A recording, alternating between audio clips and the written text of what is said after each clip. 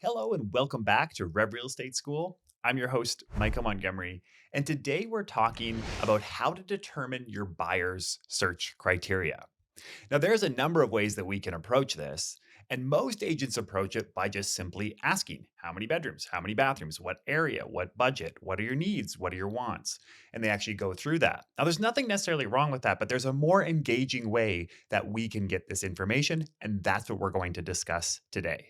So, in order to determine a buyer's criteria, this for me happens during the buyer presentation. However, there are some steps that occur before the buyer presentation even happens and in the starting stages of the buyer presentation before I get to the criteria. So, because of that, we're going to discuss what happens before and then what happens, of course, during this criteria exercise, which, by the way, tends to be one of the most enjoyable parts of the buyer presentation, not only like the whole buyer experience. Oftentimes we get a lot of great feedback on this exercise because it's quite engaging and it's quite fun for them. So, before the buyer presentation occurs, what I do is I send them an online form. Now, I have my online form open right beside me, so I will go through the questions that I ask, and I will also provide some information as to why I'm asking that question. Some, of course, will be very self explanatory, others, maybe not so much. So, the first thing I'm asking is, of course, their name and their partner's name, if applicable. Need to get their name, need to get their basic information, which then leads into their phone number, email address, and current mailing address. Now, I ask for that one in particular because they're going to get something from me. They're going to get a handwritten card. They're going to find their way into my database. Even if they don't buy, they are going to be people that I will nurture over time. So I need to have this information. Next, I am asking them, do they currently have a property to sell as well? This is going to help me prepare, of course, for the buyer presentation. If they're reaching out about buying and they also have a property to sell, I have a different process for that. So I do need to know this before I start preparing for the presentation. Next question. What has you thinking about buying right now? So, why exactly do they want to start thinking about buying right now? Is there something that's happened? So, what I'm looking for there is anything that's happened in their life or any sort of information they want to provide to me as to why now is the time that they're thinking of buying. The next question in the form is, have you purchased a home before? Yes or no? It's simply a yes or no question. This is going to help inform how much I'm going to go into detail about the process during the buyer presentation.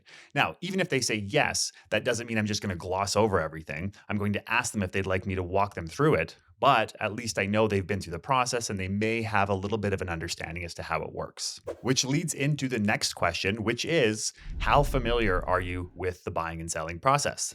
Now, I ask this on a scale of 1 to 4.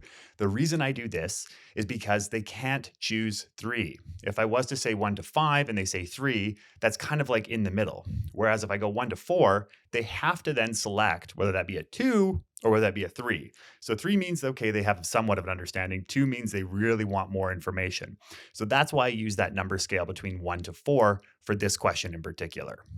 The next question, have you been pre-approved for a mortgage? And this is a yes, this is a no, and then this is a no, but I'd like you to introduce me to a mortgage broker. So this is just helping me understand that, of course. So when we go into that part of the presentation, I can determine what's the next step after the presentation. And the final question, this is my favorite, is what are you looking for in a real estate agent? Open field, just let them write. And this is key because whatever they put in here, I'm going to focus on this during the presentation as well. So this can be done over the phone. I send it by way of an online form, and that way I have all the information. And then this kicks off the buyer presentation, and then we get into the buyer criteria. So during the buyer presentation, before we actually get into the criteria, what I'm going to do, I'm going to build some rapport with them, having some casual conversation, and then I'm going to dive into confirming the answers that were in their form. So I'm going to go through those answers, I'm going to ask them if there's anything they'd like to add or if they have any questions about that. Next, what I'm going to do is I'm going to say, how is the search going so far? Now, the reason I ask this question is because what I want to understand out of them is, have they been out looking at properties? Have they actually been out looking with an agent? So what sort of conversation do I have to have here? If they say, oh, I've just started or we just started to look online, perfect. I still want to know what they've been seeing and how it's been going so far. Really what you're seeing here is I'm getting them talking. I don't want to be doing the talking. I want them to do more of the talking. Whoever talks more in a presentation tends to think the conversation went best. So I want them to talk more than me. Next, I'm going to ask them what are their timelines for purchasing. So, of course, this is going to help inform what our next step is going to be. Are they looking to buy in 2 weeks or are they looking to buy in 2 years? That's going to be a very different process. Next, and this one is a great question, I ask them if they have any worries or concerns in the back of their mind when they think about buying. And then I'm quiet and I see what comes up. Now, oftentimes what's going to come up is any sort of concerns. They may talk about interest rates. They may talk about price declines. They may talk about not being able to find the right property. They may talk about being picky. Really, what I want to do here again is get them talking. Now, during the presentation, whenever they're talking, I am taking notes. Even if I have a perfect memory, I'm still taking notes. And the reason for that is they need to see me actively taking notes, which tells them that I am paying attention. So whenever they're talking, I am taking notes, even if I know I'm going to remember it. But frankly, most of the time I don't. I think my memory is a lot better than it actually is. So taking the notes becomes very effective for that reason as well. And finally, I want to reconfirm the question around what they're looking for in a buyer's agent. So because they've already answered this question in the form, I'm again repeating it and I am confirming that this is why. And then I'm asking, is there anything else they'd like to add?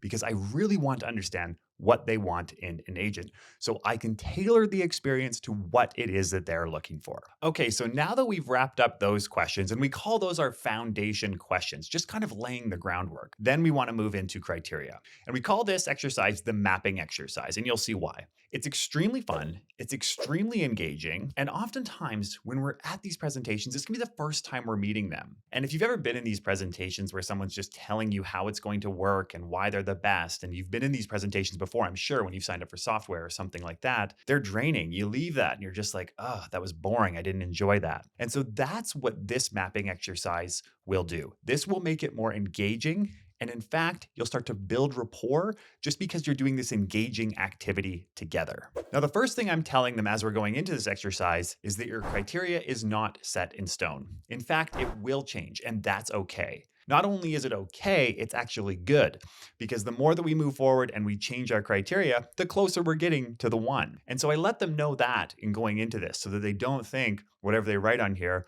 is exactly what they need to buy.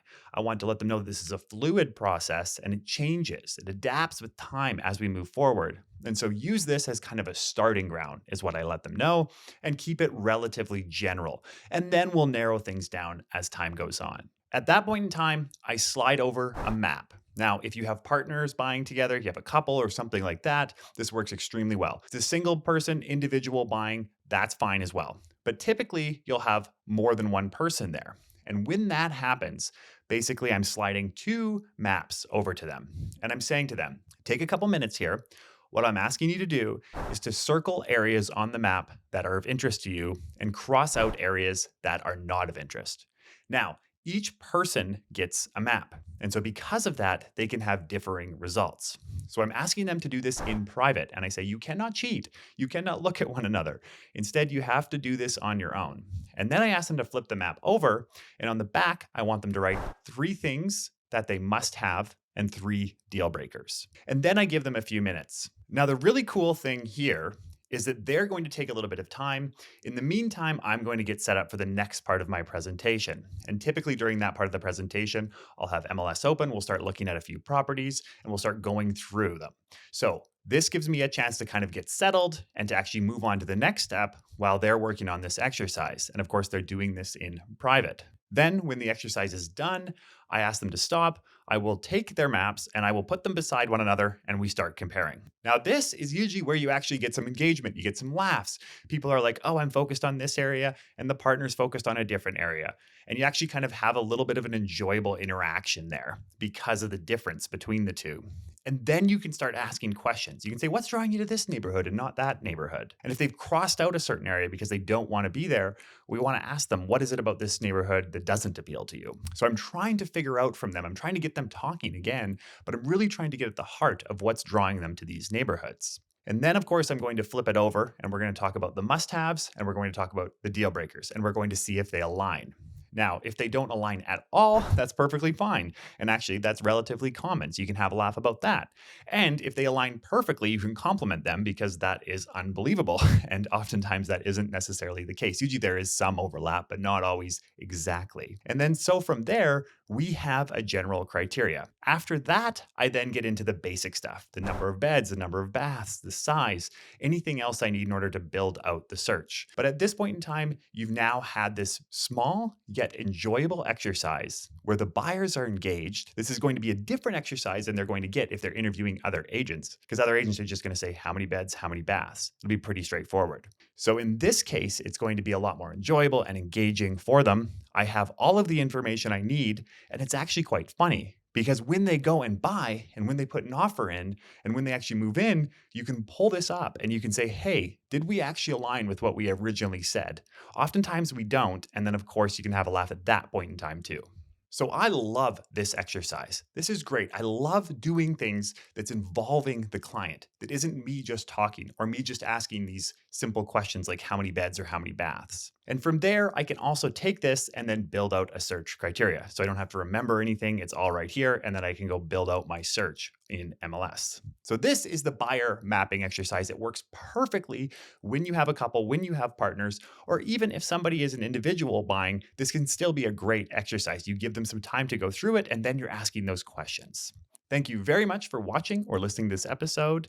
You can reach me anytime at revrealestateschool.com, or I'm on Instagram at the.michael.montgomery. Thanks again, and we'll see you in the next lesson.